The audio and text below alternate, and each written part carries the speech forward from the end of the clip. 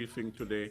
As usual, we appreciate the fact that you join us for these briefings as we continue to update you in terms of what is happening in St. Kitts and Nevis with the management of the COVID-19 pandemic and what else is going on. We are all in this together. Who would have thought that 1 year ago, a microscopic organism, something that we cannot see, has brought the world to its knees. And some of the most powerful countries in the world have been brought to their knees in terms of their social and economic landscape. Here in St. Kitts and Nevis, of course, we continue to manage the pandemic, and by all reports, we have done much better than many countries in managing the pandemic.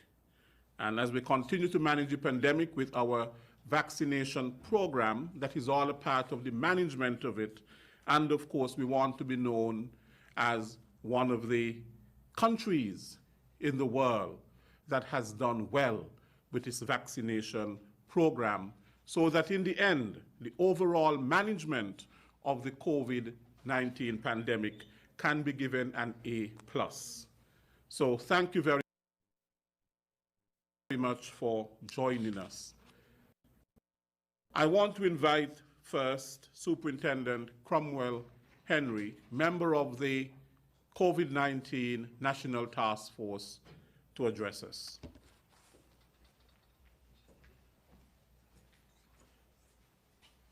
Thank you very much, Mr. Williams, and a pleasant good afternoon to all listening to this broadcast by whatever means.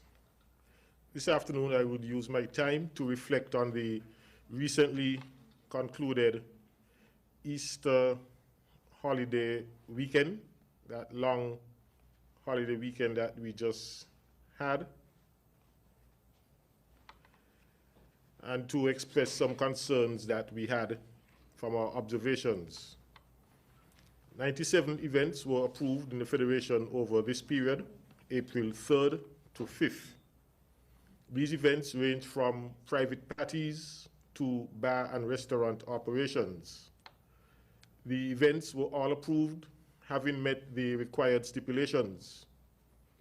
The approvals, of course, had conditions attached.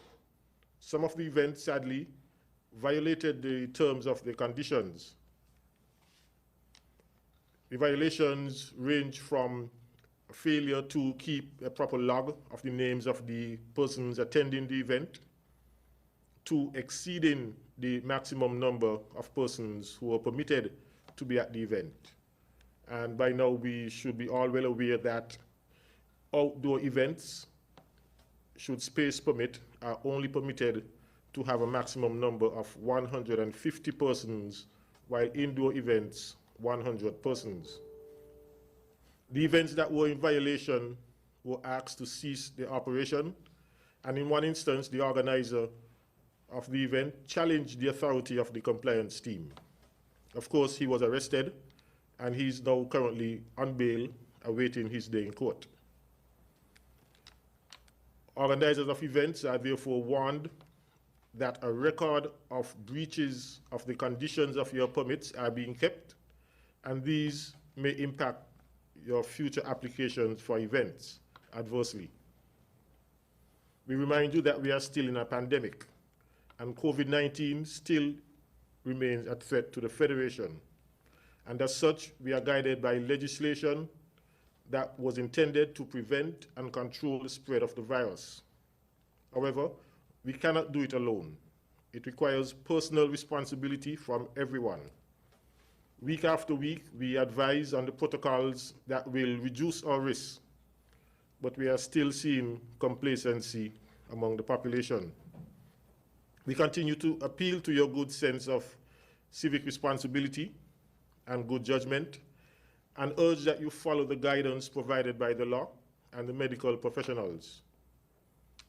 We are now at the stage where vaccines are being administered, and we were told that these vaccinations will further reduce our risk of infection. We therefore urge that you do your part to end the pandemic and get the vaccine. Thank you.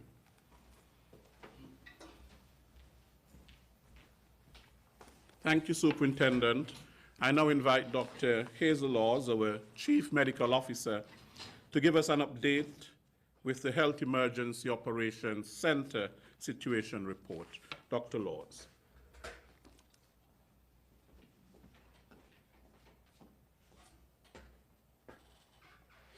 Thank you, Mr. Williams, and a pleasant good afternoon to everyone. It's my task to share with you the Health Emergency Operating Center's Situation Report for today, April the 7th, 2021. To date, the Federation would have reported only 44 confirmed COVID-19 cases, and I would like to say that all 44 cases have now fully recovered. Yes, all 44 cases have recovered, and so we have 0 active cases. In terms of hospitalizations, only a few, maybe about 3 or 4 of all cases were briefly hospitalized. Now, based on the World Health Organization's dashboard, to date, a total of 132 million persons have been impacted by COVID-19, and about 2.87 million deaths have occurred as a result of this disease. Now, vaccines have been administered globally, and to date, over 604 million doses of the different types of vaccines have been administered. In terms of what's happening in the United States of America, 30.86 million confirmed cases have been reported from that jurisdiction, and over 556,000 deaths as a result of COVID-19. CARICOM, in terms of the CARICOM member states, collectively, we would have reported over 142,000 cases, and over 2,289 deaths have occurred within the CARICOM region as a result of COVID-19. In the Eastern Caribbean islands, meaning the 9 OECS territories, collectively, 11,286 cases have been confirmed and over 147 deaths. And again, the COVID-19 vaccine rollout is taking place in each of these OECS territories. Now, in terms of comparison, Anguilla would have administered its first dose to 37.6% of its population. In Antigua and Barbuda, they have covered 27% of their population with the first dose. Barbados, 22%. Dominica, 24.6%. Grenada, 9%. Montserrat, 31%. St. Lucia, 12%. St. Vincent and the Grenadines, almost 10% of their population have received the first dose of the COVID-19 vaccine. And well, most of these islands have received the AstraZeneca Oxford vaccine, save, I think, Anguilla and Montserrat, which are UCOTS, United Kingdom Overseas Territories. They may have received either Pfizer-BioNTech or the Moderna vaccine. Now, in St. Kitts and Nevis, as at yesterday, Tuesday, the 6th of April, we would have administered 9,774 vaccine doses so far. And this is just over a 6.5-week period. So, in other words, we would have covered almost 30% of our population in terms of administration of the first dose of the AstraZeneca Oxford vaccine. Now, just again, by way of comparison, I'm looking at our source markets. So in other words, we depend heavily on tourism, and most of our tourists come from the United States of America, Canada, United Kingdom. So what's happening in these three territories with regards to COVID-19 vaccination? So to date, as at today, and this is based on data from the New York Times, now 33% of the US population would have received their first dose of one vaccine. There are 3 vaccines being offered in that jurisdiction: Pfizer, BioNTech, Moderna, and the Johnson & Johnson. And the US have only vaccinated, meaning fully vaccinated, 19% of its population to date. Now, in terms of Canada, Canada has only administered or fully vaccinated a mere 2% of its population. Now, the United Kingdom has only vaccinated, meaning fully vaccinated, 8.3% of its population. And please note, the vaccines have been rolled out in these territories as far back as December 2020 and January, between December and January of this year. So they've been at it for much longer than we have. And so we are doing quite well in terms of our being almost at 30% in terms of administration of the first dose in just 6.5 weeks. Now, to date, St. Kitts and Nevis, we would have tested 12,733 persons in terms of COVID-19 testing. We would have received 44 positives, so that gives us a positivity rate of 0.3%. And this just confirms that at present we have no active cases, so no one is in isolation being monitored. All 44 cases would have recovered. However, we continue with our monitoring our quarantine sites, because all inbound passengers, they automatically go into quarantine. They are being monitored before official release. Again, this just highlights some basic information about the AstraZeneca Oxford vaccine that is presently being offered in the Federation.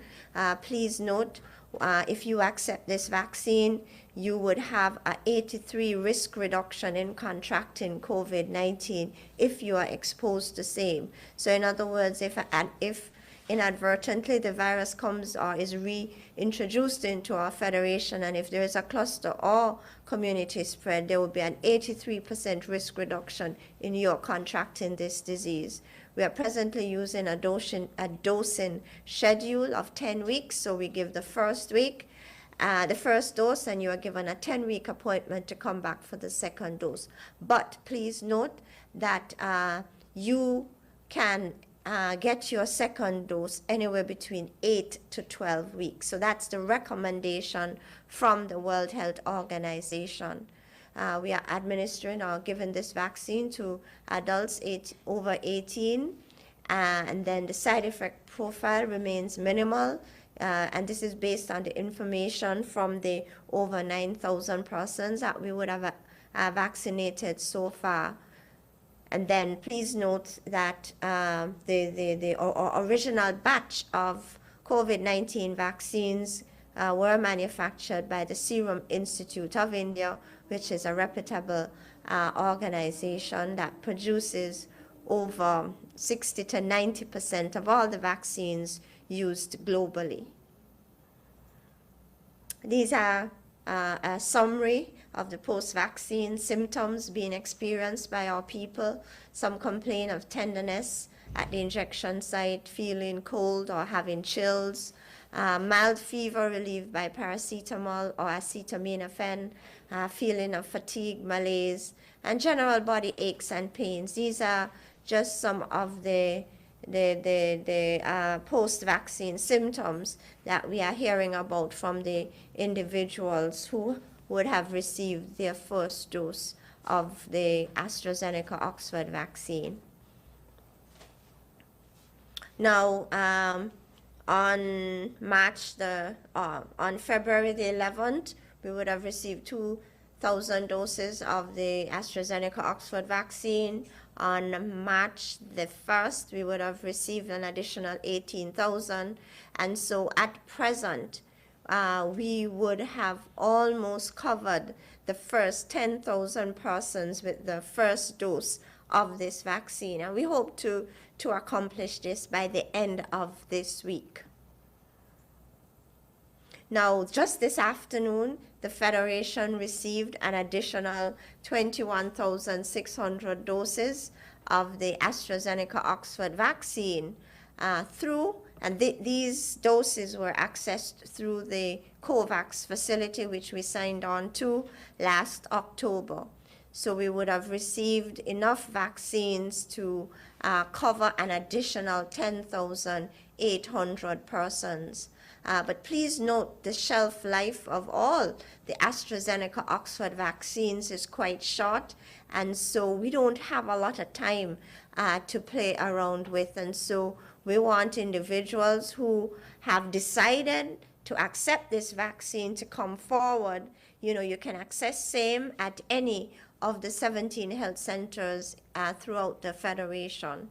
Access to the COVID-19 vaccine is crucial to curbing the spread of COVID-19 infections. Now, our aim as a federation is to reach the herd immunity threshold of 70% by summer of this year. What does this really mean? And so we are hoping to fully vaccinate 70% of our population by summer of this year. And this herd immunity threshold, if we achieve this goal, the adults in our population who would be vaccinated would provide indirect protection to those who aren't, particularly our children who are under 18 and who cannot receive this vaccine. Today happens to be World Health Day.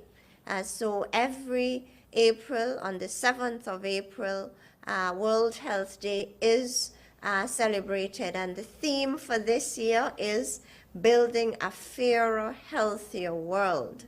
And that's interesting in the context of COVID-19. It was Virgil who said, and I quote, "The greatest wealth is health." We can't accomplish much if we do not enjoy good health. This World Health Day, the World Health Organization is calling for action to eliminate health inequities as part of a year-long global campaign to bring people together to build a fairer, healthier world. It highlights the WHO principle that health is a fundamental human right. How can you achieve good health? And these may seem simple, but they are fundamental to our enjoying good health and wellness. All right, so our ability to consume healthy meals, our consumption of fruits and vegetables in the adequate amounts or the recommended proportions, our drinking sufficient amount of simple water, making sure that we are well and adequately hydrated, engaging in regular exercise at least 3 times a week for at least an hour, making sure you wash your hands before eating, and making sure you get enough sleep. So rest is critical to good health. So is meditation, because it helps to help us to cope with the stressors in life. We need to avoid the risky habits of smoking, consuming alcohol, caffeine, and sugary drinks. So these are simple but very, very important, and we implore you not to take them for granted. How can you achieve good health in the context of COVID-19? Very interesting question. Well, we need to remember that even though we are rolling out the COVID-19 vaccines, we still need to maintain the health protocols or those measures that have been proven to contain COVID-19. And these include washing your hands regularly, making sure your hands are clean, keeping your hands out of your face, nose, and mouth, maintaining adequate space, distance between yourselves and others, especially when you're in a public space, covering your nose and mouth when you are experiencing respiratory or flu-like symptoms. And if you are, please make sure to stay at home. So if you're a student, you are not to go to school if you're experiencing respiratory symptoms. And if you're an adult and you're working, same thing. You need to remain at home. Refrain from smoking and other activities that weaken the lungs. Practice physical distancing by avoiding unnecessary travel. And so it's still quite risky to travel, and I'm speaking or referring to air travel, and more specifically, cruise. Going on a cruise is not recommended at this time. It's a very high risk, travel experience at this point in time, because the cruise ship environment does not lend itself for physical and social distancing. So we are suggesting that you avoid unnecessary travel at this time. This is just again a reminder of the essential public health actions that have proven to contain the SARS-CoV-2 virus. We want you to come on board in terms of the COVID-19 vaccine. We want you to get the facts, empower yourself with the latest information, because we want you to make an informed decision about choosing the vaccine, the COVID-19 vaccine. Next. The vaccine is our best shot at protecting ourselves, protecting our families, protecting our communities, and rebuilding our economy. The COVID-19 vaccination is our only hope. Thank you.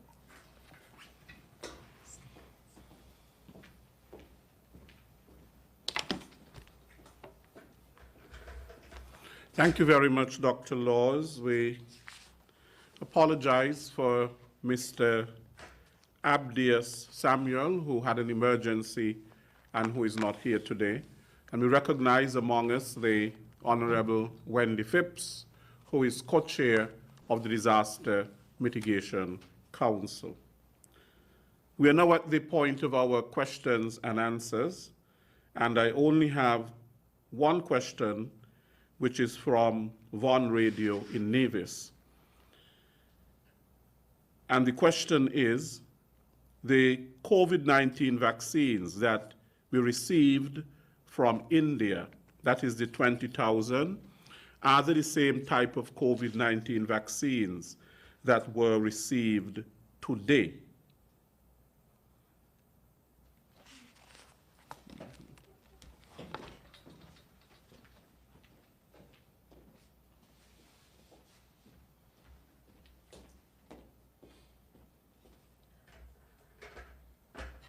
That's a good question, Mr. Williams. So yes, we received 1,600 doses of the AstraZeneca Oxford vaccine today. So it's the same as the batch that we received earlier.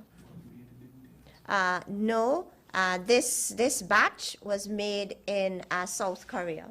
Yeah. So it's a different manufacturing company. No, Covishield is the one that we have. Covishield is the brand or the Oxford AstraZeneca vaccine that was manufactured by the Serum Institute of India. And so this batch is coming to us from South Korea through the COVAX facility.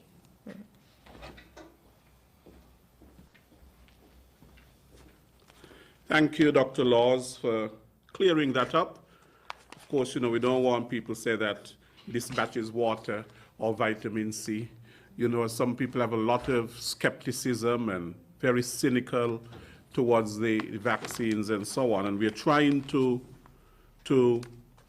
wipe out or to eradicate all this misinformation and disinformation that is going around on the vaccines. We have to be well informed and to listen to sources that are official and so on. There's a lot of that out there.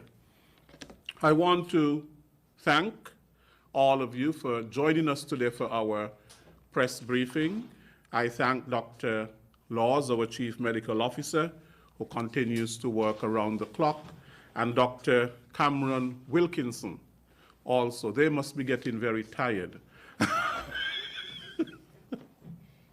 We continue to thank as well our Minister, the Honorable Wendy Phipps. She's always here, always very supportive. We thank Mrs. Christmas Jacobs for the important work that she's doing of sign language. And we continue to thank ZIZ. They're always there. Say what you want, but they're always there. And all the media in the Federation for continuing to play their part in terms of the dissemination and management of information, which is so crucial to the management of any crisis, because this has been a crisis going on now for over 1 year. And so, thank you very much. Next week, we will be back with another NEOC COVID-19 briefing. Thank you very much. I am Les Roy Williams.